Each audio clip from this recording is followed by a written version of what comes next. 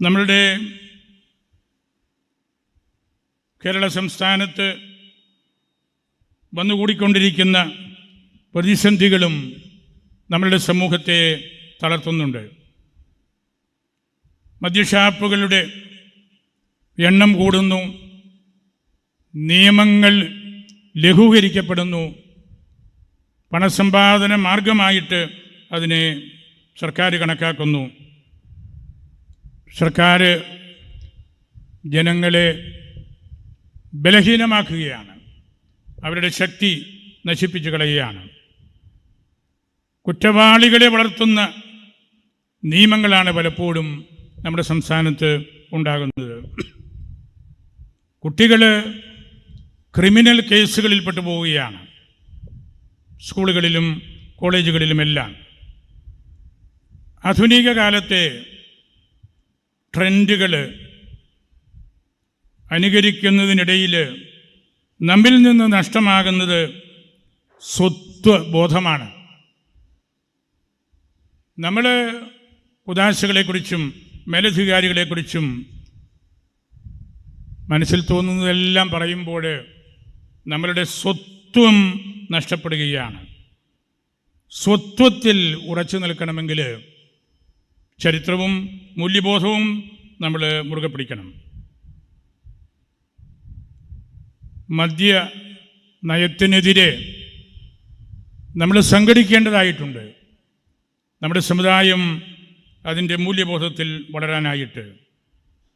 പരിശുദ്ധ പിതാവ് ഫ്രാൻസിസ് പിതാവ് പറഞ്ഞല്ലോ, മദ്യം വഴി ലോകത്ത് പിറക്കുന്നത് ക്രിമിനൽസാണ്, കുറ്റവാളികളാണ്, കൊലയാളികളാണ്, മാനസിക രോഗികളാണ്.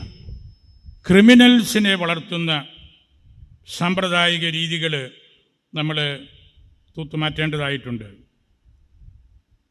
ജനങ്ങൾക്ക് വേണ്ടിയുള്ള സർക്കാരായിരിക്കണം. കാർഷിക മേഖല തളർന്ന് വളരെ ബലഹീനമായി. വന്യമൃഗങ്ങളെ പേടിച്ച് നമ്മുടെ ആളുകളൊക്കെ കിഴക്കൻ മലകളിൽ നിന്ന് ഇറങ്ങിപ്പോരുകയാണ്. ദളിത് സഹോദരങ്ങളെ ഷെഡ്യൂൾഡ് കാസ്റ്റിൽപ്പെടുത്താൻ എത്രയോ തവണ നമ്മൾ മുഖ്യമന്ത്രിയെയും കേന്ദ്രമന്ത്രിമാരെയും സമീപിച്ചു. ഒന്നും സംഭവിക്കുന്നില്ല. ഇവിടെയും ആ സഹോദരങ്ങൾ വളരെയേറെയുള്ള ഒരു ദേശമാണ്. അവരുടെ കാര്യത്തിൽ നമ്മളുടെ രൂപത വളരെയധികം ശ്രദ്ധിച്ചിരുന്നു. 40,000 വിശ്വാസികളെ പങ്കെടുപ്പിച്ചാണ് രാമപുരത്ത് നമ്മൾ 2 മാസം മുമ്പ് ദളിത് ക്രൈസ്തവ സമുദ്ധാരണത്തിന് വേണ്ടി ഒന്നിച്ചത്. സർക്കാരിനോട് പലതവണ നമ്മൾ ആവശ്യപ്പെട്ടിട്ടുള്ള കാര്യമാണ്. EWS വന്നപ്പോൾ ഇക്കണോമിക്കലി വീക്കർ സെക്ഷൻ ഏറ്റവും ശാസ്ത്രീയമായിട്ട് പഠിച്ചതും റിപ്പോർട്ട് കൊടുത്തതും നമ്മുടെ രൂപതയാണ്. DCMSൻ്റെ കാര്യം വന്നപ്പോഴും അതുപോലെ തന്നെയാണ് ചെയ്തത്. ഇതുവരെയും നമുക്ക് AB കോശി കമ്മീഷൻ റിപ്പോർട്ട് എന്താണെന്നും അതിൻ്റെ പരിണിതഫലം എന്താണെന്നും മനസ്സിലാക്കാൻ അവസരം കിട്ടിയിട്ടില്ല. അതെല്ലാം തീവ്രമായ വേദനകൾ അതിനുവേണ്ടി അധ്വാനിച്ചവരുടെ മനസ്സിലുണ്ട്, അതിൻ്റെ പ്രയോജനം നോക്കിയിരിക്കുന്നവരുടെ ഹൃദയത്തിലുണ്ട്.